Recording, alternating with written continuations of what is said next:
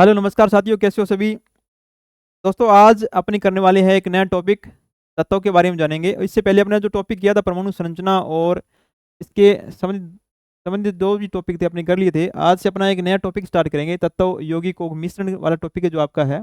और आज का जो टॉपिक रहेगा आपका, तत्वों के बारे में जानेंगे। इसमें आवर्त सारणी है, धातु, अधातु और उपधातु क्या है, इससे संबंधित कौन कौन से प्रश्न जो आपके एग्जाम में हर बार पूछे जाते हैं उनकी भी चर्चा अपने साथ में करेंगे। चलिए स्टार्ट करते हैं। ये वीडियो है जो आपने नहीं देखी है, देख लेना। परमाणु संरचना अन्य के बारे में बताया गया है, जो भी आपके प्रश्न मौल संकल्पना वगैरह वगैरह है, ये सभी जो बनते हैं। चलिए आज का वीडियो है अपना, तत्वों के बारे में जानेंगे ये क्या है और इनसे संबंधित जो भी प्रश्न आते हैं। देखिए देखिए तत्व क्या होता है, यहाँ से मोस्टली प्रश्न बना हुआ है। तत्व है क्या, देखो,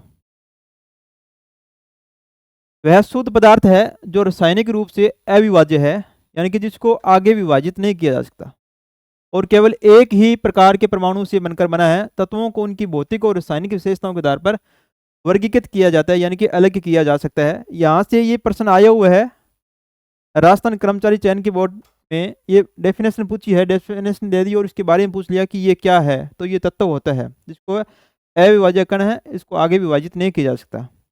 ठीक है, चलिए नेक्स्ट देखिए, इसकी तत्वों की प्रमुख विशेषता क्या है। आजकल जो प्रश्न आ रहे हैं, विशेषताओं के आधार पर भी प्रश्न पूछी जा सकती हैं कि इसकी विशेषता क्या है। जैसे देखो, एक ही प्रकार के परमाणु इसके अंदर होते हैं, रासायनिक रूप से अविभाज्य है, आधारभूत इकाई इसकी क्या होती है, परमाणु संख्या इसमें क्या होती है, इसकी कुछ तत्वों की विशेषता होती है। ये आपको भली भांति आनी चाहिए। ठीक है, अगर विशेषताओं के आधार पर प्रश्न पूछिए तो यहाँ से बन सकता है। देखो, तत्व केवल एक ही परमाणु से बने होते हैं, जैसे हाइड्रोजन है, ऑक्सीजन है और सोडियम है।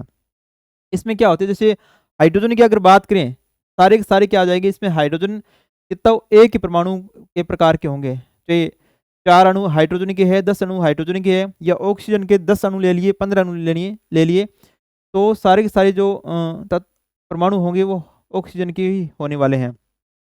जैसे सोडियम है और रासायनिक रूप से अविभाज्य है। तत्वों को रासायनिक प्रक्रियाओं के द्वारा तरल पदार्थों में विभाजित नहीं किया जा सकता और आगे इनको विभाजित नहीं किया जा सकता किसी भी रासायनिक प्रक्रिया के द्वारा। ये आपको याद रखना है।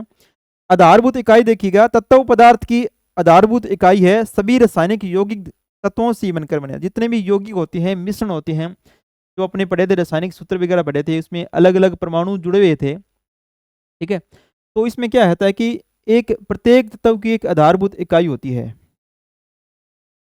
ठीक है, परमाणु संख्या देखिए, प्रत्येक तत्व की परमाणु संख्या, प्रोटॉन की संख्या। हमने परमाणु संरचना में जाना था कि एक जो परमाणु होता है उसके अंदर प्रोटॉन होते हैं, न्यूट्रॉन होते हैं, उसके अंदर उसका द्रव्यमान, परमाणु द्रव्यमान होता है, परमाणु क्रमांक होता है या परमाणु संख्या होती है। तो इसमें हमने किया था, जो परमाणु संख्या होती है कोई भी तत्व की, वो क्या होती है, प्रोटॉन की संख्या के बराबर होती है। जितने इसके अंदर प्रोटॉन होंगे उतने ही उसके अंदर परमाणु, ठीक है, संख्या होगी, और उसके अंदर उतने ही इलेक्ट्रॉन होंगे। इलेक्ट्रॉन क्या होती है, परमाणु संख्या के बराबर कह सकते हैं या प्रोटॉनों के बराबर कह सकते हैं। ठीक है, यहाँ से आप इनको कर सकते हो। साथ साथ में अगर बुक में लिखना या अपने नोट्स में लिखना चाहो तो लिख भी सकते हो, स्क्रीनशॉट ले लेना इनका। ठीक है, मोस्ट इंपॉर्टेंट ये जितने भी है, इसको पढ़ने के बाद जितने भी तत्वों के बारे में प्रश्न बन रहे होंगे और जितने भी नोट्स के रूप में लिखे जा सकता है, सभी को मैंने इसके अंदर इंक्लूड कर दिया है।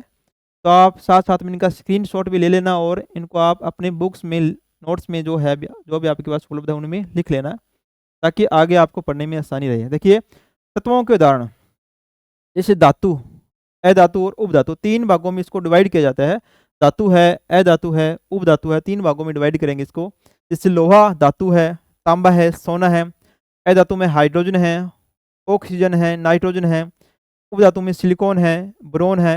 ठीक है, धातु और अधातु और उपधातु को पहचाने कैसे। देखिए, मोस्टली अगर पहचाने की बात करें, धातु होते हैं उसके अंदर अंत में मैं की ध्वनि आती है, क्योंकि इसमें इंग्लिश नाम धातु क्या क्या होता है, मेटल होता है, METL मेटल होता है।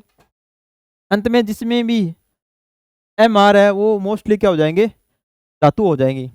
और अधातु स्टार्ट होता है नॉन मेटल से, ये होता है नॉन मेटल, नॉन मेटल होता है। तो यहाँ से आप याद रख सकते हो कि ए धातु के अंत में न की ध्वनि आएगी मोस्टली। सभी में नहीं कहूँगा कि सभी ऐसे होंगे, मोस्टली ऐसे हो जाएंगे। ए धातु जैसे हाइड्रोजन है, न आ रहा है, ऑक्सीजन है, नो न आ रहा है, नाइट्रोजन है, न आ रहा है, तो ये ए धातु हो जाएंगे। लोहा है, लोहा इसका जो लैटिन नाम में क्या होता है, फेरम होता है, तो एम आ रहा है। तांबा, क्यूप्रस, सोना, ओरम होता है। ठीक है, तो इसमें न आ रहा है, तो एल्यूमिनियम है जैसे। ठीक है, और इसमें क्या होता है, ये क्या हो जाएंगे, धातु हो जाएंगे। उपधातु 7 उपधातु होते हैं, इनको आप आगे अपने पढ़ेंगे, अच्छी तरह से इनको याद कर लेना उपधातुओं को। यहाँ से मोस्टली प्रश्न बन जाते हैं कि निम्न में से धातु कौन सा है, अधातु कौन सा है, उपधातु कौन सा है। नेक्स्ट देखिए आवर्त सारणी के बारे में। आवर्त सारणी के बारे में अपने देखिए, सर्वप्रथम आवर्त सारणी है किसने दी थी, मेंडलीफ ने। यहाँ से आपको मोस्टली आवर्त सारणी के बारे में 7-8 बातें जो आपको याद रखनी है। इसके अलावा आवर्त सारणी के बारे में विस्तृत चर्चा अपने एक अलग से वीडियो में करेंगे, क्योंकि आवर्त सारणी को अगर लेकर चर्चा करें तो काफ़ी एक लंबी वीडियो बनने वाली है, तो अलग से एक वीडियो में चर्चा करेंगे।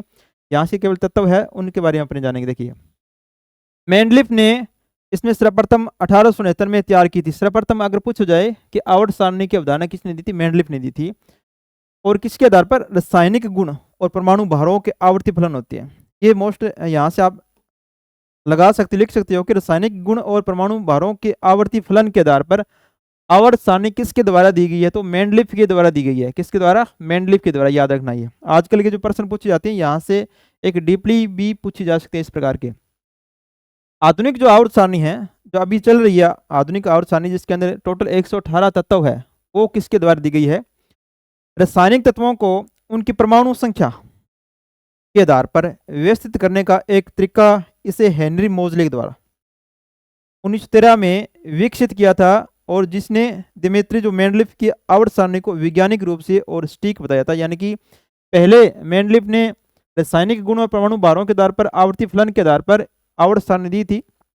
उसके बाद जो हेनरी मोजले आते हैं, जो आधुनिक आवर्त सारणी के जनक कहे जाते हैं, उन्होंने उसकी सारणी को एक वैज्ञानिक आधार पर सटीक बताया था। ठीक अभी उसने दी थी, अच्छी है। ठीक है, तो यहाँ से आपके क्वेश्चन क्या याद रखने आपको कि सर्वप्रथम आवर्त सारणी किसके द्वारा दी गई है, मेंडलीफ के द्वारा। आधार क्या माना है, रासायनिक गुण और परमाणु भार, इतना याद रखना।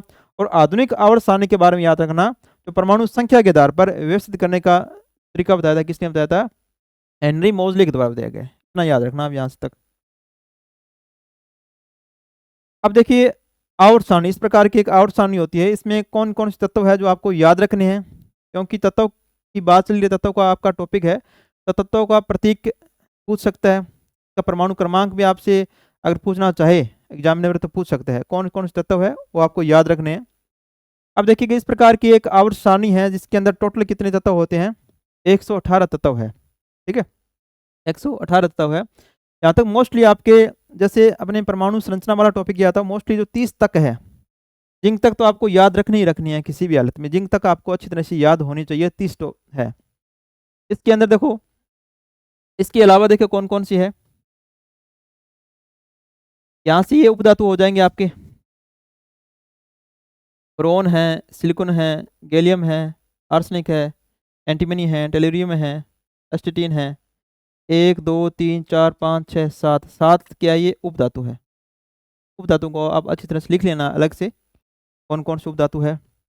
इसके अलावा देखो ये आपका जो हो जाएगा पहला ग्रुप ए है। ठीक है, और यहाँ से संक्रमण धातु हो गया आपके ये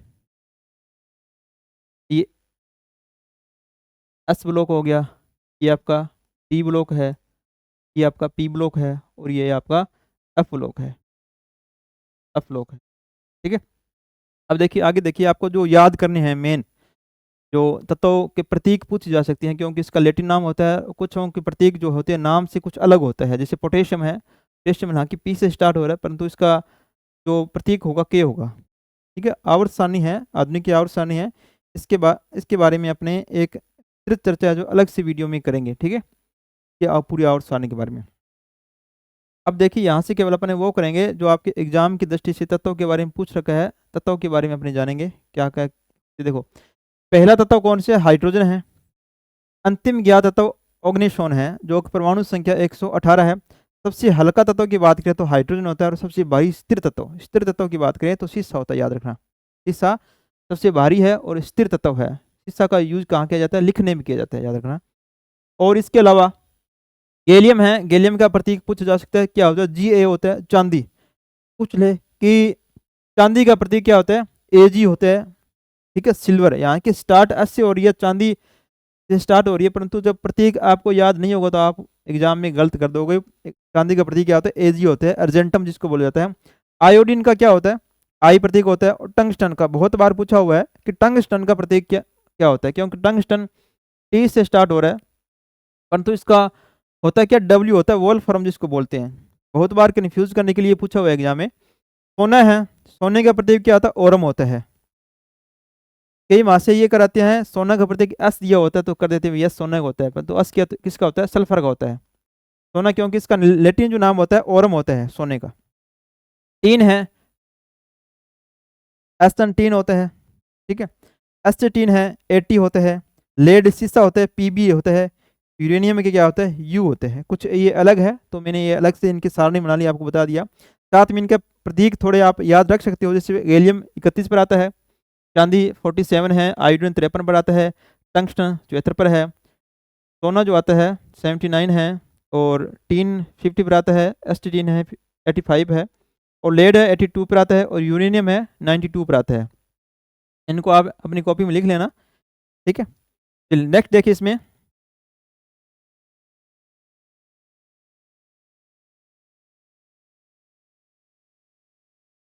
नेक्स्ट देखिए, कुछ ऐसे तत्व है जिनको आपको लेटिन नाम के, इनका लेटिन नाम है जो भी आपको याद रखना होगा। जैसे सोडियम है, सोडियम का लेटिन नाम क्या है? नेट्रियम बोलते हैं इसको। क्या बोलते हैं? नेट्रियम है, परंतु इसका प्रतीक क्या होता है? Na होता है, क्योंकि इसके प्रतीक जो दिए होते हैं इनके लेटिन नाम के आधार पर दिए हैं, लेटिन नाम के आधार पर है, तो आपको याद रखना होगा। पोटेशियम है, पोटेशियम को क्या बोलते हैं? कैलियम है। इसका लेटिन नाम क्या है? कैलियम। यहाँ से प्रश्न किस प्रकार बनती है एग्जाम में कि निम्न में से पोटेशियम का लेटिन नाम कौन सा है? तो क्या होता है? कैलियम होता है। निम्न में से सोडियम का लेटिन नाम क्या है? नेट्रियम है। या पूछ ले कि सोडियम पोटेशियम का प्रतीक क्या होता है? तो के क्या होता है? के। हालांकि पोटेशियम स्टार्ट पी से हो रहा है, पी से नहीं करना है, पी आपको ऑप्शन में जरूर मिलेगा, क्योंकि पी क्या होता है? फॉस्फोरस होता है। इसका लेटिन नाम क्या होता है? कैलियम होता है, तो कैलियम के आधार पर ये के बना है इसका प्रतीक। आयरन है, इसका लेटिन नाम क्या होता है? फेरम होता है, तो ये क्या है? एफ ई बना है यहाँ से। ये अम अंत में आ रहा है, देखो यहाँ पर लेटिन नामों के अंत में अम आ रहे हैं, ये सारे के सारे क्या धातु हो जाएंगे यहाँ से। जैसे तांबा है, ठीक है, क्यूप्रम जिसको बोलते हैं, क्यूप्रम है, टी यू इसका प्रतीक होता है। चांदी सिल्वर है, अर्जेंटम इसका जो लेटिन नाम है, और एजी इसका प्रतीक होता है। टीन है, स्टेनम इसको बोलते हैं, और एस सन इसका प्रतीक होता है। एंटीमनी, एंटीमनी बारे में बहुत बार प्रश्न आया हुआ है कि एंटीमनी का निम्न में प्रतीक कौन सा है। बहुत से अभ्यर्थी इसको गलत कर देते हैं, क्योंकि एंटीमनी का जो लेटिन नाम होता है स्टीबियम होता है। स्टीबियम के आधार पर एस बी बनता है, इसका क्या बनता है? एस बी बनता है इसका प्रतीक। आप ठीक है, इनको याद रखना। पारा है, पारे का प्रतीक क्या होता है? मर्क्यूरी होता है, परंतु इसका जो लेटिन नाम क्या होता है? हाइड्रीजिज्म, हाइड्री हाइड्रिज्म होता है, एच जी, ठीक है। शीशा लेड होता है, इसका जो लेटिन नाम होता है प्लबम होता है, और पी बी इसका प्रतीक होगा, किसका? शीशे का, जिसको लेड बोलते हैं। सोना गोल्ड, ओरम इसका लेटिन नाम है, और उसका प्रतीक क्या होता है? एयू होता है, और साथ में इसके परमाणु क्रमांक में दिए हैं, इनको भी थोड़ा सा आप ध्यान में रखना। अगर परमाणु क्रमांक पूछे तो जो मैंने बताया इनसे ही पूछी जाएगा। मोस्टली सोने का पूछ सकता है आपको, क्योंकि जो यूनिवर्सल चीज़ है दैनिक में जीवन में जो यूज आती है उनका ज़्यादा पूछने की कोशिश करेगा। जैसे और अंक का पूछ ले भी, सोने का उनमें परमाणु प्रतीक कौन सा है? तो 79 हो जाएगा, ठीक है। और इसके अलावा 47 है, चांदी का है, ठीक है, ये थोड़े याद रखना। पारा का है 80 होता है पारे का, सोडियम का 11 होता है, पोटेशियम का 19 होता है, लोहे का 26 होता है, तांबा है 29 है, टीन का 50 हो गया, और एंटीमनी का 51 हो गया, और शीशा जो लेड है उसका 82 हो गया। ये इसके प्रतीक परमाणु क्रमांक, इनको भी थोड़ा याद रखना आप। और आपको केवल यहाँ से तत्व इनके लेटिन नाम है और इनके प्रतीक क्या है, ये आपको अच्छी तरह से याद होना चाहिए, ठीक है। ये याद कर, इतने इसके अंदर मोस्टली यही बन रहे हैं। नेक्स्ट देखिए इसके अंदर, नेक्स्ट देखिए तत्वों का वर्गीकरण। तत्व जितने भी तत्व है उनका वर्गीकरण किया गया है धातु, अधातु और उपधातु में किया गया है। 3 प्रकार से हैं, अपने आप जानेंगे धातु क्या है और इनसे प्रश्न कौन कौन से आपके बन सकते हैं। धातु पहले अपने जानते हैं धातु क्या होते हैं। देखो इसमें धातु, इसमें ऐसे तत्व जो इलेक्ट्रॉन छोड़कर धनावेशित आयन बनाते हैं। यहाँ से याद रखना, एक क्वेश्चन यहाँ से बनने स्टार्ट हो गया आपके आपके इलेक्ट्रॉन छोड़कर धनावेशित आयन बनाने की प्रक्रिया निम्न में से किस में होती है, तो धातु को होती है, याद रखना। और 9 की बात करें तो अधातु आ जाएगा। उन्हें क्या कहते हैं, धातु कहा जाता है। जैसे उदाहरण के लिए लोहा है Fe, सोना है Au, चांदी Ag है और कॉपर Cu, जिनके प्रतीक भी ब्रैकेट में लिख दिए ताकि बार बार इनको पढ़ोगे तो आपको याद हो जाएगा। अब देखिए धातुओं के सामान्य गुण से मोस्टली जो प्रश्न बनते हैं धातुओं के सामान्य गुण से बनते हैं। जैसे धातुओं में क्या होती है, धात्विक चमक होती है। धातु क्या होती है, चमकदार होते हैं, इसकी तुलना में अधातु की तुलना में। उदाहरण के लिए सोने हैं, चांदी के आभूषण बनाए जाते हैं क्योंकि इनमें चमक काफी होती है, सुंदरता बढ़ाने के लिए बनाए जाते हैं क्योंकि सोने और चांदी में क्या होती है, चमक होती है। चांदी सर्वश्रेष्ठ परावर्तक है और दर्पण बनाने में इसका यूज किया जाता है। यानी कि परावर्तक का मतलब यह हो गया, चांदी पर जितनी भी सूर्य की किरणें पड़ेगी वो सारी की सारी रिफ्लेक्स कर देगा, परावर्तक करेगा। इसका यूज क्या कहाँ किया जाए, दर्पण बनाने में इसका यूज किया जाता है। दर्पण की पॉलिश वगैरह है बनाने में या दर्पण बनाने में इसका यूज किया जाता है। ध्वनिकता देखिए, धातुओं में आघात करने पर विशेष ध्वनि उत्पन्न होगी। ये क्या विशेषता दे रखी है कि धातुओं को अपने किस प्रकार पहचान सकते हैं। जितने भी धातु उन पर अगर किसी का हथौड़े से या आघात करेंगे वो क्या ध्वनि उत्पन्न करेगा। और जैसे घंटी है, वाद्य यंत्र बनाने में किसका यूज किया जाता है, ध्वनि का, जो धातुओं का यूज किया जाता है। जैसे स्कूलों में आपने देखे हो कि घंटी घंटी बजाई जाती है तो क्या लोहे की बनी होती है, क्योंकि जोर से आवाज करती है, उस पर आघात किया जाता है हथौड़े से या लोहे के बड़े किले से, तो इसमें ध्वनि की आवाज आती है। तो इसका मतलब क्या है, वो धातु का यूज हो रहा है। सामान्यतः अधातु है, इस प्रकार की ध्वनि नहीं करती है। डेंसिटी की बात करें घनत्व की, अधिकांश धातुओं का घनत्व क्या अधिक होता है, परंतु जो अपवाद है, प्रश्न मोस्टली कहाँ से बनेंगे, अपवाद से। देखो जैसे सोडियम है, अन्य पोटेशियम है, हल्की धातु हैं जो पानी में तैर सकती है। ठीक है, आपको याद रखना, सोडियम और पोटेशियम जो हल्की धातु हैं पानी में क्या कर तैर सकती है। यहाँ से क्वेश्चन किस प्रकार बनेगा, धातुओं का घनत्व अधिक होता है परंतु ऐसी धातुओं कौन सी है जो पानी में तैर सकती है, या ऐसी धातुएं कौन सी है जिनका डेंसिटी है, घनत्व है, कम होता है। तो आप याद रखोगे सोडियम और पोटेशियम से। ठीक है, देखिए नेक्स्ट देखिए, इसमें इनका साथ साथ में स्क्रीनशॉट भी ले सकते हो आप और अपने नोट्स में इनको लिख लेना अच्छी तरह से, यहाँ से मोस्टली प्रश्न बनने वाले आपके। कठोरता और अवस्थाओं की बात करें इसमें धातुओं की, सामान्य विशेषता देखो, इसमें धातुएं सामान्य ठोस और कठोर होती है। सामान्यतः देखिए तो ठोस और कठोर होती है, परंतु प्लेटिनम जैसे सब, इसको क्या कहते हैं, सफेद सोना कहते हैं और इसका उपयोग फाउंटेन पेन की निब की टिप बनाने में किया जाता है। सबसे कठोर धातु की बात करें तो क्या होगा, ये हो जाएगा प्लेटिनम। सबसे कठोर धातु प्लेटिनम है।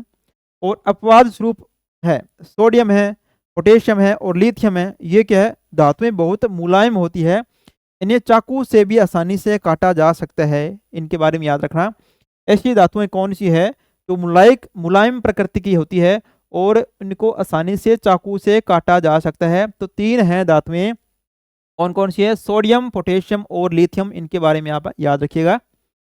चलिए नेक्स्ट देखिए, इसमें ताप और विद्युत की सुचालकता। जितने भी धातु है ताप और विद्युत की क्या होती है, सुचालक होती है। ताप यानी कि गर्म हो जाती है, सुचालक यानी कि इसमें धारा प्रवाहित की जा सकती है।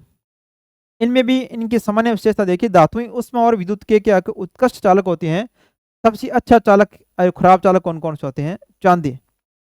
सबसे अच्छा सुचालक कौन सा धातु में होता है, चांदी होता है। और इसका विशिष्ट प्रतिरोध क्या होता है, न्यूनतम होता है।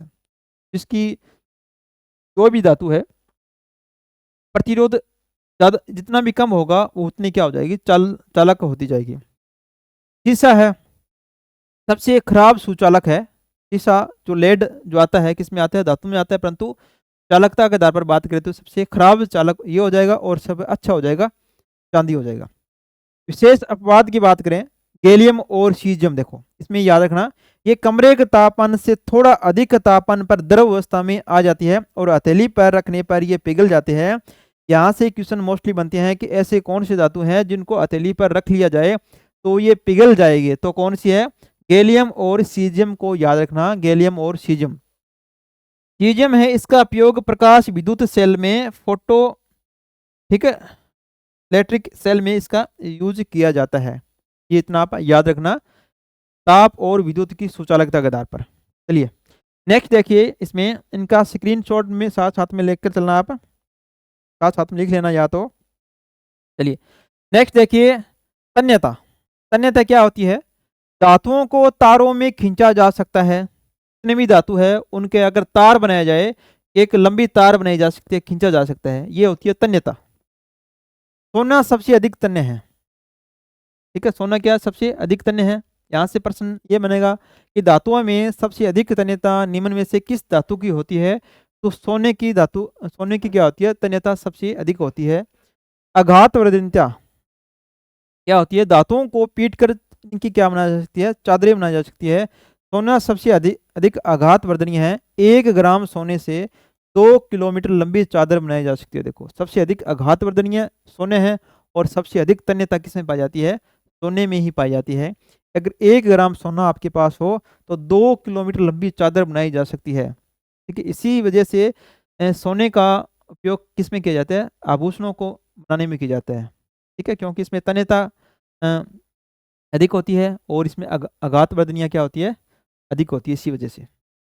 अवस्था की बात करें इसके अंदर धातुओं में, धातुएं सामान्यतः ठोस होती है, अपवाद में पारा है, कमरे का तापमान द्रव अवस्था में होता है। ये मोस्टली प्रश्न बार बार पूछा जाता है एग्जाम में, कई बार आया हुआ है कि निम्न में से कौन सी धातु है जो कमरे के तापमान पर द्रव अवस्था पाई जाती है? तो पारा, मरकरी आपको याद रखना, पारा भी दिया होता है, मरकरी है, पारद है, ठीक है, इनके इसके ही नाम है ये। अधातु की बात करें तो ब्रोमीन होते हैं। ब्रोमीन ऐसा धातु है जो कमरे के तापमान पर द्रव अवस्था में पाया जाता है, और कमरे के तापमान से थोड़ा सा अधिक गर्म करे, ऐसे कौन सी धातु है जो हाथ में लेने पर पिघल जाएंगे, हथेली पर लेने पर? तो सीजियम, ठीक है, गैलियम और सीजियम है, इनकी अपनी बात कर ली। जस्ता है, कैडमियम है, और मरकरी है, ये क्या वाष्पशील धातुएं हैं।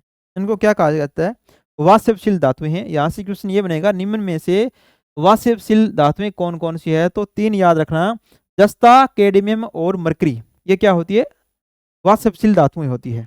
चलिए नेक्स्ट देखिए, इसमें ऑक्साइड की प्रकृति की बात करें अगर धातुओं में, धातुओं के ऑक्साइड क्या होते हैं? सामान्यतः क्षारीय होते हैं, और अधातु के हो जाएंगे अम्लीय। ये मोस्टली प्रश्न पूछा हुआ ये कि धातुओं के ऑक्साइड की प्रकृति किस प्रकार की होती है? क्षारीय होती है, और इसकी तुलना में अधातु की बात करें तो अम्लीय होती है, याद रखना। उभयधर्मी ऑक्साइड, कुछ धातुओं के ऑक्साइड जैसे जिंक है, एल्यूमिनियम है, Al2O3, जिंक ZnO और लेड PbO है, ये क्या उभयधर्मी होती है। उभयधर्मी का मतलब क्या हो गया? ये क्षारीय प्रकृति की भी होती है और अम्लीय प्रकृति की भी आती है। मोस्टली प्रश्न यहाँ से एल्यूमिनियम से बनता है। Al2O3 ये क्या उभयधर्मी प्रकृति का है। निम्न में से उभयधर्मी प्रकृति का ऑक्साइड कौन सा है? तो आपको एल्यूमिनियम मिलेगा वहाँ पर। एल्यूमिनियम मोस्टली प्रश्न यही बनता है यहाँ से। Al2O3 या तो आपको ऑप्शन में ये फॉर्मूला मिलेगा Al2O3, एल्यूमिनियम होता है, एल्यूमिनियम ऑक्साइड, या सीधा एल्यूमिनियम मिल सकता है। चलिए नेक्स्ट देखिए, मुक्त अवस्था में धातुएं जो कम क्रियाशील होती है उन्हें नोबेल मेटल, उत्कृष्ट धातु कहते हैं। जैसे सोना है, चांदी है, प्लेटिनम है, ये क्या होती है? पृथ्वी पर मुक्त अवस्था में पाई जा सकती है। ठीक है, ये क्या होती है? कम क्रियाशील होती है, इस प्रकार की क्रिया नहीं करती है अन्य धातु की तुलना में। अब देखिए, अपन देखेंगे कि कौन सी ज्यादा क्रियाशील है, कौन सी कम क्रियाशील है। देखिए, उत्कृष्ट धातुओं को घोलने के लिए अमलराज, मोस्टली प्रश्न बना हुआ है कि अमलराज क्या है। देखिए अमलराज क्या होता है?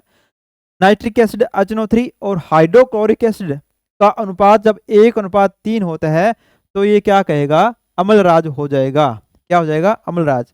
1 भाग HNO3 नाइट्रिक एसिड का होता है और 3 भाग HCl का होता है, तो इसके क्या कहेंगे? अमलराज कहेंगे। प्रश्न यहाँ से बनता है, निम्न में से अमलराज के बारे में सही कथन है। तो यहाँ से आप याद रखना, नाइट्रिक एसिड का 1 भाग और हाइड्रोक्लोरिक एसिड का 3 भाग होता है, तो उसे क्या कहेंगे? अमलराज कहेंगे। विशेष उपयोग देखिए इसमें, इसका यूज कहाँ करेंगे उपयोग, सोना चांदी है और प्लेटिनम जैसी उत्कृष्ट धातुओं को घोलने में सक्षम होता है। कौन होता है? अम्लराज।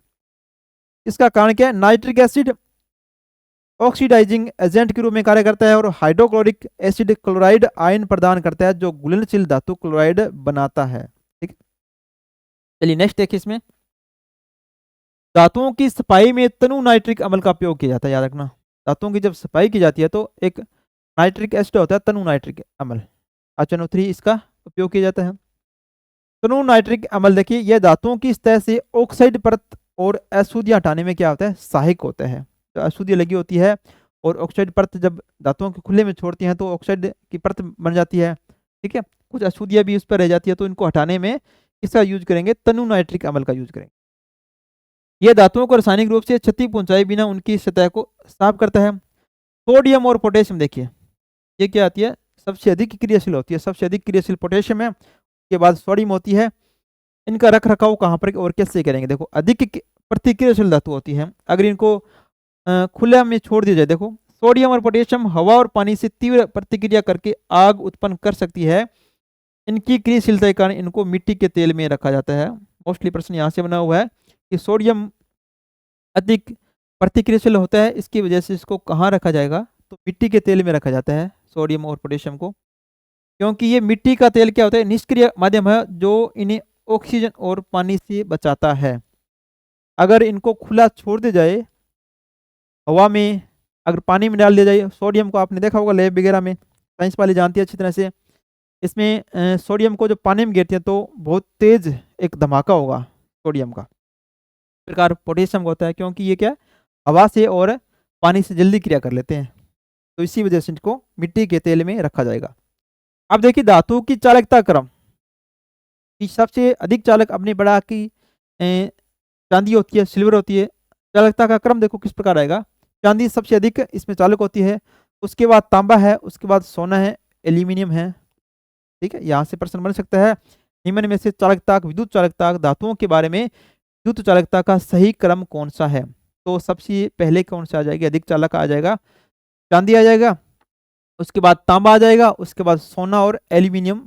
ठीक है, कम होता है, क्योंकि मोस्टली जो तार अपने करते हैं वायरिंग में खंभों पर, जो एल्यूमिनियम की तार बनी होती है, क्योंकि चांदी का यूज नहीं कर सकते, क्योंकि चांदी सीमित मात्रा में ही है और कम भी पाई जाती है। कॉपर का यूज नहीं कर सकते, कॉपर का यूज हालांकि तारों में करते हैं, ऊपर प्लास्टिक लगा होता है, घरों में करते भी ये तार के, परंतु खुले रूप में तांबे का यूज नहीं किया जा सकता। सोने का तो कर भी नहीं सकते, सोने और चांदी की तार लगा देंगे तो क्या होगा? सुबह तक मिलेगी भी नहीं। देखो इसमें चांदी सर्वोत्तम विद्युत चालक होती है और शीशा क्या होता है? विद्युत का सबसे खराब चालक होता है, ये अपने पढ़ा था पहले। चांदी सबसे अच्छा चालक है और शीशा क्या? सबसे खराब चालक है। धातुओं की क्रियाशीलता देखो, सबसे अधिक क्रियाशील धातु पोटेशियम है, हवा और पानी के साथ तीव्र प्रतिक्रिया करता है, और सबसे कम क्रियाशील है सोना, जो निष्क्रिय और उत्कृष्ट धातु है। यह ऑक्सीजन और नमी के संपर्क में प्रतिक्रिया नहीं करता है। अगर सोने को खुला छोड़ दिया जाए तो इसका कोई प्रभाव नहीं पड़ेगा, इसी प्रकार की भी प्रतिक्रिया इसमें नहीं करते, करेगा थोड़ी बहुत करेगा, पर इस अन्य धातुएं उनकी तुलना में बहुत कम करने वाला है। सबसे अधिक क्रियाशील पूछे तो पोटेशियम आ जाएगा। टाइटेनियम को विविशय की धातु कहा जाता है, याद रखना, विविशय की धातु किससे कहेंगे? टाइटेनियम को कहेंगे, क्योंकि ये हल्की, मजबूत और जंगरोधी होती है और उच्च तापमान और कठोर परिस्थितियों में ये काफी उपयोगी होती है। कौन? टाइटेनियम होती है। इसका उपयोग कहाँ करेंगे टाइटेनियम का? हवाई जहाज बनाने में, अंतरिक्ष यान है, चिकित्सा उपकरण है और समुद्री संरचनाएं हैं। ये फ्यूचर मेटल, भविष्य की धातु कहा जाता है, क्योंकि यह टिकाऊ और उन तकनीकों के लिए उपयुक्त होती है। टाइटेनियम Ti इसका प्रतीक होता है। उत्कृष्ट धातुएं मुक्त अवस्था में, देखिए उत्कृष्ट धातुएं हैं जैसे सोना है, चांदी है, प्लेटिनम है, इनको क्या कर सकते हैं? अपने मुक्त अवस्था में रख सकते हैं। इसके अलावा देखो एजी सिल्वर है, ओरम है, ठीक है, रीडियम है, मरकरी है, रेडियम है, डोन है, ठीक है, रुथम है, ओस्मियम है। ये सारी की सारी क्या होती है? नोबेल धातु कहते हैं। क्या कहते हैं? नोबेल धातु। ये निष्क्रिय होती है और अन्य तत्वों के साथ आसानी से प्रतिक्रिया नहीं करती है, इसलिए ये प्रकृति में मुक्त अवस्था में पाई जाती है। जितनी भी धातुएं हैं ये उत्कृष्ट धातु जिनको बोलती हैं, प्रकृति में आपको मुक्त अवस्था में इनको रखा जा सकता है। धातुएं सुंक्त अवस्था में, ऐसी भी धातुएं होती हैं जो सुंक्त अवस्था में पाई जाती है। देखिए, अधिकतर धातुएं सक्रिय होने के कारण प्राकृतिक रूप से सुंक्त अवस्था में पाई जाती हैं, क्योंकि सक्रिय है, ये हवा से, पानी से, ठीक है, इनसे क्रिया कर सकती है। इसकी वजह से इनको अगर संयुक्त अवस्था में रखा जाए तो ज़्यादा प्रभावी रहती है। जैसे ऑक्साइड है, हेमेटाइट Fe2O3 के रूप में, सल्फाइड है, जिंक ब्लेड, जडानस है, कार्बोनेट CaCO3 जिसको संगमरमर बोलते हैं, ठीक है, चूना पत्थर है, कैल्साइट। ये क्या होती है, एक संयुक्त अवस्था में धातुएं रह सकती है। अब देखिए क्रियाशीलता के आधार पर धातुएं कौन कौन सी है, जिनकी सबसे अधिक क्रियाशील है और कम क्रियाशील है, कौन कौन सी है। पोटेशियम है सबसे अधिक क्रियाशील है, उसके बाद सोडियम इससे कम क्रियाशील, उसके बाद कैल्शियम है, मैग्नीशियम है, एल्यूमिनियम है, जिंक है, आयरन है, लेड है, हाइड्रोजन है, कॉपर है, मरकरी है, सिल्वर है, ठीक है, गोल्ड है और एस्टिटीन है। ये याद रखना, ये है इनका क्रम है जो क्रियाशीलता के आधार पर है। कई बार प्रश्न पूछा हुआ है निम्न में से सबसे अधिक क्रियाशील है धातु है, क्योंकि आपको ये क्या करना है, इनका क्रम याद रखना है कि सबसे अधिक क्रियाशील और कम क्रियाशील कौन सी है। क्रम याद होगा तो आसानी से आप कर लोगे।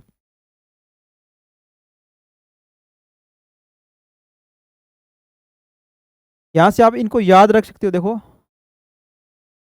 याद रखने का देखो एक ट्रिक बना लो, आप याद रख सकते हो।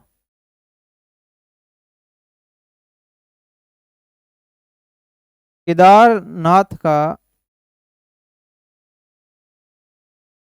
माली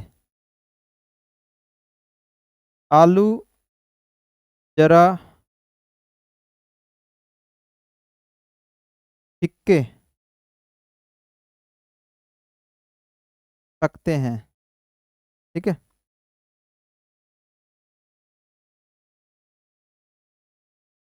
कौन है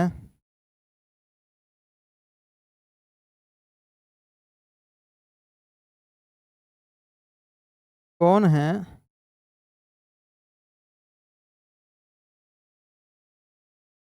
आगे आओ, ठीक है। इस प्रकार आप याद रख सकते हो, इस ट्रिक से याद रख सकते हो आप। केदारनाथ का माली आलू जरा फीके पकते हैं, कौन है आगे आओ, ठीक है। यहाँ से प्रश्न देखो किस प्रकार बनते हैं। यहाँ से आपको अगर चार तत्व दे दे कि निम्न में से सबसे अधिक क्रियाशील है, ठीक है, इस प्रकार के बीच बीच में आपको दे सकता है, तो आपको ये याद होंगे 14 तत्व, इनको आपको अच्छी तरह से याद करना है। आप का क्वेश्चन आसानी से कर लोगे। देखो, केदारनाथ का मालिक, केदार का क्या हो जाएगा, के पर पोटेशियम हो जाएगा, नाथ यानी कि Na सोडियम हो गया, का यानी कि कैल्शियम हो गया, मैग्नीशियम अम्लीय हो गया माली, आलू हो गया एल्यूमिनियम, जरा यानी कि जिंक हो गया, फीके यानी कि आयरन हो गया, पकते हैं लेड हो गया, और हाइड्रोजन है से हाइड्रोजन हो गया, कौन है कॉपर हो जाएगा, और है इस है से क्या हो जाएगा, मरकरी हो जाएगा। आगे आओ Ag यानी कि सिल्वर हो गया, आओ Au गोल्ड हो गया, लास्ट में आप याद रखना एस्टेटिन, याद रखना एस्टेटिन, ठीक है। ये आपके टोटल 14 धातु है, धातु और अधातु भी इसके अंदर शामिल है, ठीक है। तो ये क्या क्रियाशीलता के आधार पर इनको प्रदर्शित किया गया है। चलिए नेक्स्ट देखिए, इसमें मानव शरीर में पाई जाने वाली प्रमुख धातुएं। ये भाई मानव शरीर में कौन कौन सी धातुएं पाई जाती है। जैसे रक्त में आयरन पाया जाता है, आयरन किस रूप में पाई जाती है, Fe+2 के रूप में पाई जाती है। अस्थि में कैल्शियम पाया जाता है, और इंसुलिन में कौन सी धातु पाई जाती है, याद रखना जिंक पाई जाती है। और विटामिन B12 इसको क्या कहते हैं, कोबाल्ट धातु कहते हैं, क्या कहते हैं, कोबाल्ट। और सोना है, चांदी है, तांबा है और कॉपर है, तीनों धातुओं को सिक्का धातु कहते हैं, क्योंकि इनसे सिक्के बनाए जाते हैं। यहाँ से प्रश्न बनता है निम्न में से सिक्के धातु कौन सी है। तीन धातुएं याद रखना, सोना, चांदी और तांबा सिक्के धातु हैं। विज्ञापन बोर्ड बनाने में रेडियम धातु, रेडियम आपने देखा होगा सड़कों पर जो इंस्ट्रक्शन के बोर्ड लगे होते हैं उसमें क्या होता है, चमकीले, और जब भी उन पर लाइट पड़ेगी तो क्या वो चमकेंगे। तो इसमें किस धातु का यूज किया हुआ था, रेडियम धातु का। या आपने देखा होगा अक्सर शहरों में या जहाँ पर पशुओं की मात्रा ज़्यादा होती है, गले में पट्टा लगा देते हैं रेडियम का, ताकि ट्रक आने जाने वाले या जो भी वाहन आते हैं उनके पशुओं के साथ टक्कर न हो। इसकी वजह से दूर से पता चल जाए कि कोई वहाँ पर जानवर है या न जो भी है, ठीक है, वस्तु है, इसकी वजह से पशुओं के गलों में एक पट्टा लगाया जाता है, उसमें जो धातु लगी होती है रेडियम का, ठीक है, इसकी वजह से, क्योंकि रेडियम क्या होता है, जब इस पर प्रकाश गिरेगा तो ये चमक मारेगा। आतिशबाजी के दौरान पटाखों की रोशनी का गहरा जो लाल रंग होता है ट्रांसियंस के कारण होता है, ट्रांसियम के कारण, तथा हरा रंग होता है बेरियम के कारण होता है। ये प्रश्न आया हुआ है कि जब पटाखों की रोशनी का जो गहरा लाल रंग होगा, लाल से याद रखना ट्रांसियस है, और हरे से याद रखना आप बेरियम है, हरा है बेरियम के कारण होता है, किसके कारण, बेरियम के कारण। नेक्स्ट देखिए, सर्वाधिक अपचयक क्षमता वाला कौन सा होता है, लिथियम होता है। लिथियम में सबसे अधिक अपचयक क्षमता पाई जाती है, और सबसे विषैला तत्व कौन सा, प्लूटोनियम सबसे विषैला है। और प्रथम मानव निर्मित की बात करें तो टेक्नीशियम होता है, सबसे मानव निर्मित टेक्नीशियम है। पर्ण हरित क्लोरोफिल में कौन सी धातु पाई जाती है, मैग्नीशियम धातु पाई जाती है, ये प्रश्न आया हुआ है। और मैग्नीशियम का उपयोग जो है कैमरों की फ्लैश बल्ब बनाने में इसका किया जाता है। मैग्नीशियम के फीते को जलाने पर ये हरे रंग की ज्वाला के साथ जलते हैं। और जंग लगे हुए लोहे का लाल भूरा रंग हो जाता है, जो इसका जो जंग का फॉर्मूला क्या होता है, Fe2O3 और H2 होता है, ठीक है। ये किस रंग का हो जाता है, यहाँ से प्रश्न बन सकता है कि जब लोहे पर जंग लग जाए तो किस कलर का हो जाएगा, लाल और भूरा कलर का हो जाएगा। लोहे को जंग लगने से बचाने के लिए जस्ते की परत चढ़ाई जाती है, जिससे क्या कहते हैं, गैल्वेनीकरण या यश दिलेपन कहा जाता है। इतना आप याद रखना इनके बारे में, यहाँ से प्रश्न आपके बन सकते हैं। चलिए नेक्स्ट देखिए, इसमें टंगस्टन है, टंगस्टन का गलनांक कितना होता है, 3500 डिग्री सेल्सियस होता है। और इसका उपयोग कहाँ करेंगे, विद्युत बल्ब के तंतु बनाने में। तो विद्युत बल्ब होता है अपने जलाने में, उसका तंतु जो बना होता है टंगस्टन धातु का बना होता है। सोने की शुद्धता कैरेट में मापते हैं, और शुद्ध सोना 24 कैरेट होता है, और आभूषण बनाने के लिए 22 कैरेट सोने का यूज किया जाता है, ठीक है। शुद्ध सोना 100% सोने की बात करें तो 24 होगा, और आभूषण बनाने के लिए 22 कैरेट सोने का यूज करेंगे। और तांबा है, कार्बोनेट से क्रिया करके कॉपर कार्बोनेट बनाता है, इसी वजह से ये इनको हवा में या सीधे वातावरण में खुला नहीं छोड़ा जाता है। और तांबे का रंग किस प्रकार हो जाएगा, हरा हो जाएगा, हरा कलर हो जाएगा, क्योंकि ये कॉपर कार्बोनेट बना देता है। कॉपर कार्बोनेट क्यों बनाता है, क्योंकि वायुमंडल में जो कार्बन डाइऑक्साइड गैस पाई जाती है, उसी वजह से ये कार्बोनेट बना लेगा, और इससे कॉपर के साथ क्या बनेगा, कॉपर कार्बोनेट बन जाएगा। यकृत में, लीवर में कॉपर की अधिकता के कारण लीवर सिरोसिस व नेक्रोसिस विल्सन नामक रोग हो जाते हैं, ठीक है। यकृत में सामान्यतः पूछा जाता है कि लीवर सिरोसिस या नेक्रोसिस विल्सन जो रोग होता है किस धातु की अधिकता कारण होता है, तो याद रखना यकृत में कॉपर की अधिकता कारण, कॉपर की अधिक मात्रा हो जाए तो ये रोग हो जाएंगे, ठीक है। ये किसकी वजह से होता है, शराब के सेवन करने से होता है। शराब के सेवन करने से कॉपर की अधिक मात्रा लीवर के अंदर हो जाती है। कैल्शियम तत्व है हड्डियों में, दांत, दूध, अंडे का कवच है, सोपी शंख है, घोंगा आदि में पाया जाता है। पिटवा लोहा के बारे में याद रखना आप, में कार्बनिक की मात्रा सबसे कम होती है इसके अंदर, अंत यह अपेक्षाकृत शुद्ध लोहा होता है। यहाँ से प्रश्न बनता है, निम्न में से सबसे अधिक शुद्ध लोहा कौन सा होता है, तो पिटवा लोहा होता है जो सबसे अधिक शुद्ध लोहा होता है।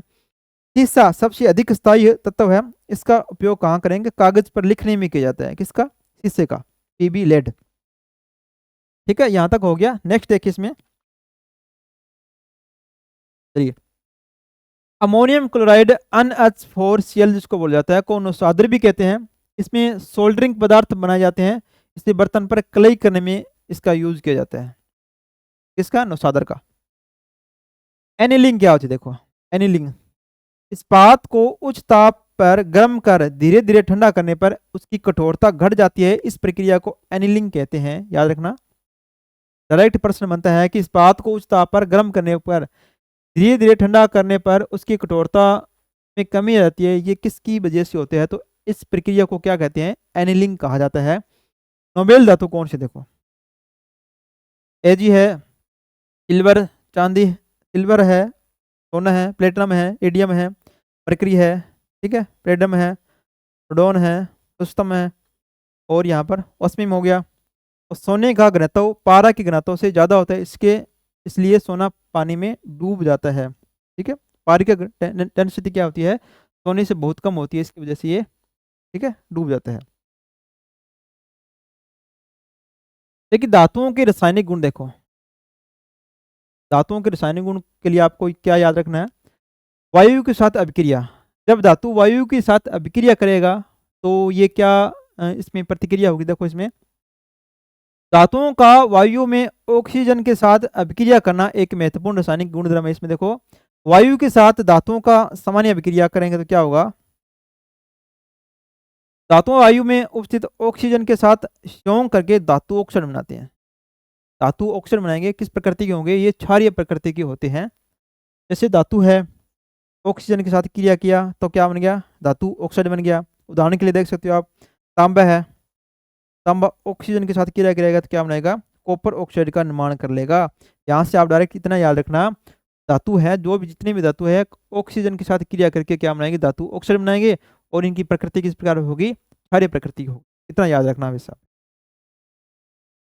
धातु ऑक्साइड की प्रकृति देखो क्षारीय प्रकृति के होते हैं, क्योंकि अधिकांश धातु ऑक्साइड पानी में घुलकर क्षार बनाते हैं।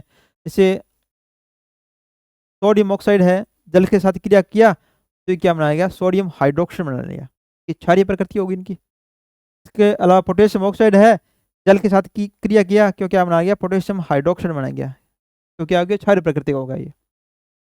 उभयधर्मी प्रकृति देखिए इसमें क्या होती है, कुछ धातु ऑक्साइड अम्ल और क्षार दोनों के साथ प्रतिक्रिया करती है, इनको क्या कहेंगे, उभयधर्मी प्रकृति के कहेंगे। जैसे देखो मोस्टली एल्यूमिनियम ऑक्साइड आता है यहाँ से, इसके अलावा जिंक ऑक्साइड है, ठीक है, लेड ऑक्साइड है, क्रोमियम ऑक्साइड है, ठीक है। ये क्या होते हैं, अम्ल के साथ भी क्रिया करते हैं और क्षार के साथ भी क्रिया करते हैं, इसकी वजह से इनको उभयधर्मी प्रकृति का कहा जाता है।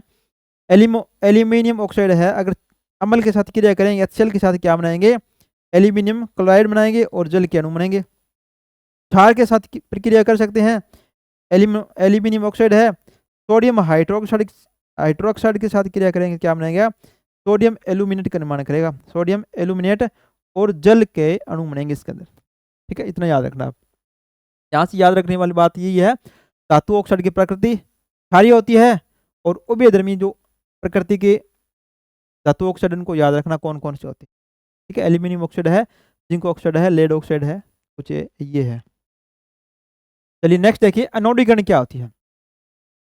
अनोडीकरण की क्रिया किसे कहेंगे, अनोडीकरण की क्रिया वह प्रक्रिया जिसमें एल्यूमिनियम की सतह पर मोटी ऑक्साइड की परत बनाई जाती है, क्योंकि यह परत एल्यूमिनियम को संक्षारण से बचाने के लिए होती है कि एल्यूमिनियम का प्रकृति के अंदर नाश न हो, ये धातु खराब ना हो, उसकी वजह से इस पर एक ऑक्साइड की मोटी परत बना दी जाती है। इस प्रक्रिया को क्या कहेंगे, अनोडीकरण की क्रिया कहेंगे। देखो इसमें क्रिया होती किस प्रकार की, देखो एल्यूमिनियम को एनोड बना देते हैं और तनु सल्फ्यूरिक अम्ल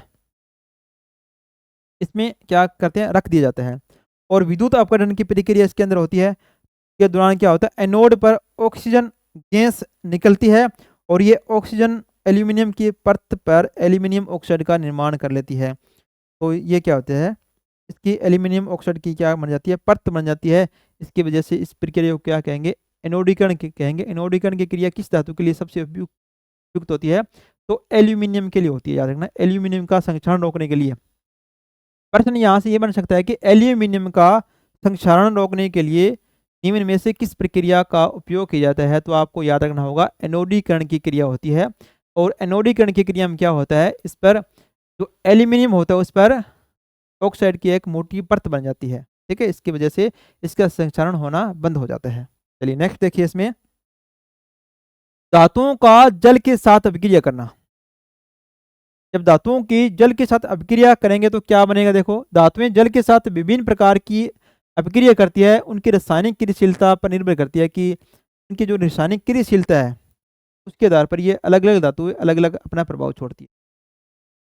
देखो इसमें धातुएं जल के साथ अभिक्रिया करके हाइड्रोजन गैस क्या बनाएगी, हाइड्रोजन गैस और धातु ऑक्साइड या फिर हाइड्रोक्साइड का निर्माण करती है। यहाँ से मोस्टली प्रश्न क्या बनेगा कि धातुओं की जब जल के साथ क्रिया करवाएंगे तो निम्न में से कौन सी गैस बनेगी, तो हाइड्रोजन गैस का निर्माण होगा, याद रखना हाइड्रोजन गैस है। धातु है, जल है, क्रिया करेंगे तो क्या बनेगा, धातु ऑक्साइड बनेगा और हाइड्रोजन गैस बनेगा।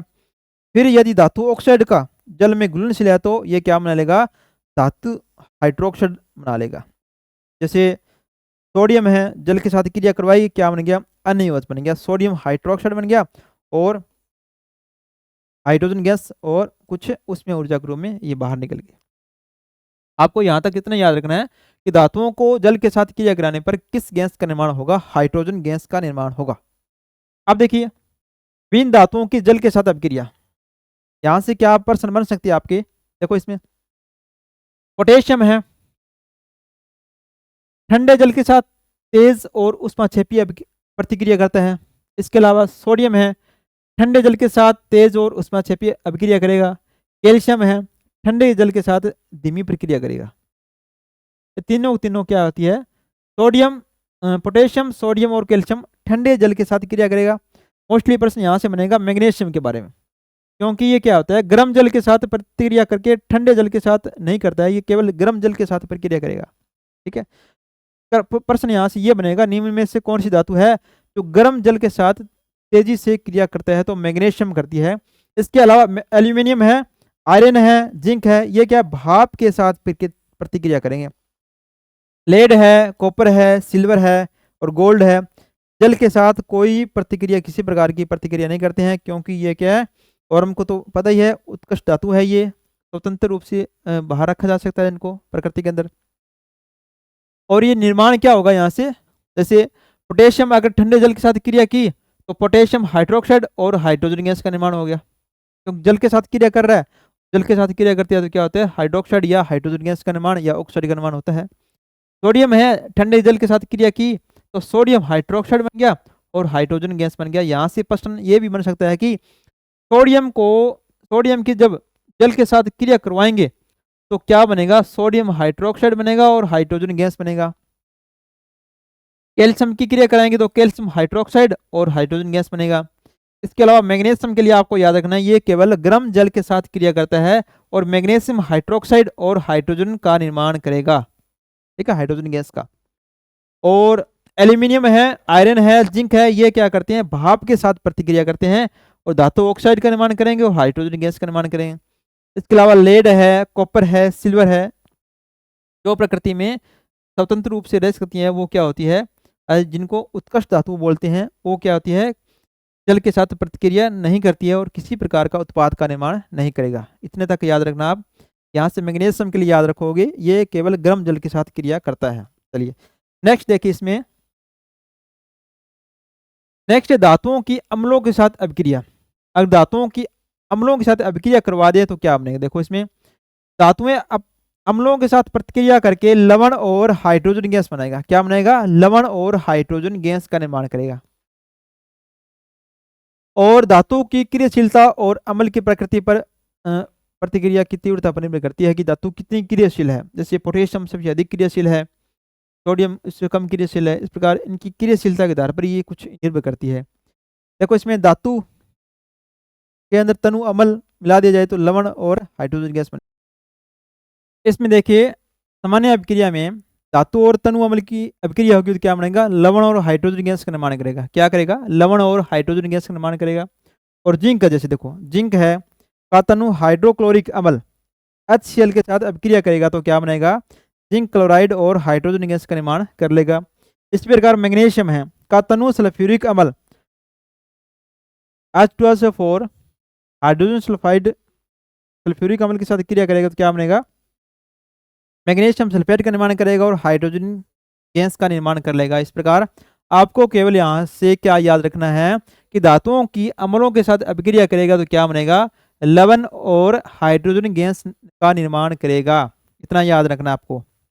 चलिए नेक्स्ट देखिए, इसके अंदर अम्ल के साथ विभिन्न धातुओं की अभिक्रिया करेगा तो क्या बनाता है। देखो इसमें सक्रिय धातु जैसे पोटेशियम है, सोडियम है, अत्यधिक तीव्र प्रतिक्रिया होती है इसके अंदर और अम्ल के साथ तेजी से प्रतिक्रिया करती है, लवण और हाइड्रोजन गैस का बनाती है, लवण और हाइड्रोजन गैस का निर्माण करेगी। मध्यम सक्रिय धातु जैसे जिंक है, मैग्नीशियम है, आयरन है, तनु अम्लों के साथ सामान्य प्रतिक्रिया करती है परंतु क्या बनाती है, लवण और हाइड्रोजन गैस ही बनाएगी। कम सक्रिय धातु जैसे कॉपर है, सिल्वर है, ओरम है, सामान्य अम्लों के साथ प्रतिक्रिया नहीं करती है। आप इनका ये याद रखना, जो कॉपर है, सिल्वर है, ओरम है, ये न तो पानी के साथ क्रिया करती है, न वायु के साथ क्रिया करती है, न ही अम्लों के साथ क्रिया करेगी, क्योंकि ये बहुत ही कम क्रियाशील होती है, कोई प्रतिक्रिया नहीं करेगी किसी प्रकार की। उत्कृष्ट धातु हैं ओरम प्लेटिनम जिसको बोला जाता है, केवल एक्वारिजिया के साथ गोल्ड और प्लेटिनम के संगत लवण इसमें बनाएगी। एक्वारिजिया क्या होता है? HCl और हाइड्रोक्लोरिक और नाइट्रिक एसिड का घोल होता है HCl प्लस HNO3, इसको क्या बोलते हैं? HNO3। 3 भाग HCl होता है और 1 भाग HNO3 का होता है, इसको एक्वारिजिया कहते हैं। इसके साथ ही ओरम और प्लेटिनम क्रिया करती है। नेक्स्ट देखो इसके अंदर, गोल्ड और प्लेटिनम का एक्वारिज के साथ क्रिया किस प्रकार की अभिक्रिया होती है? एक्वारिज क्या होता है? इसका मिश्रण होता है 3:1 में, सांद्र हाइड्रोक्लोरिक अम्ल है और सांद्र नाइट्रिक अम्ल होता है। 3 भाग इसका होता है और 1 भाग नाइट्रिक अम्ल का होगा, इसको क्या कहेंगे? एक्वारिजिया। यह मिश्रण अत्यधिक संचारक होता है और सोना और प्लेटिनम को घोलने की क्षमता रखता है, याद रखना। इसमें धातुओं की अन्य धातुओं के लवणों के साथ विलयन के साथ अभिक्रिया किस प्रकार करेगा? धातुएं अन्य धातुएं लवणों के विलयन के साथ ये अभिक्रिया करती है। इस प्रकार अभिक्रिया में धातु प्रतिस्थापन और अधिक क्रियाशील धातु कम क्रियाशील धातु को अपने लवण से प्रतिस्थापित कर देती है। जब धातु धातु क्रिया करेगी तो क्या बनाएगी? यह प्रक्रिया ऑक्सीकरण घटित अभिक्रिया के रूप में जानी जाती है। अधिक क्रियाशील जो धातु होगा कम क्रियाशील धातु को क्या कर देगी? प्रतिस्थापित कर देगी। इस प्रकार का अगर प्रश्न बनेगा तो अभिक्रिया से संबंधित ही प्रश्न बनेगा। देखो किस प्रकार इसमें, जैसे धातु है, धातु लवण के साथ क्रिया करेगी, नया धातु और नया लवण का निर्माण करेगी, और अधिक क्रियाशील धातु है कम क्रियाशील धातु को क्या करेगी? प्रतिस्थापित कर देगी। क्या कर देगी? प्रतिस्थापित कर देगी। जैसे जिंक और तांबे के सल्फेट CO4 का विलयन है, जैसे जिंक है कॉपर सल्फेट के साथ क्रिया करे, क्या बनेगा? जिंक का कॉपर सल्फेट के साथ क्रिया करके जिंक सल्फेट का निर्माण कर लेगा, क्योंकि इसमें क्या होता है? जिंक क्या कर देगा? अधिक क्रियाशील है कॉपर से, कॉपर को प्रतिस्थापित करेगा और कॉपर की जगह क्या आ जाएगा? जिंक आ जाएगा। जो मैंने बताया था, केदारनाथ का मालिक आलू जरा फीके पकते हैं, कौन है? आ गया उजरा।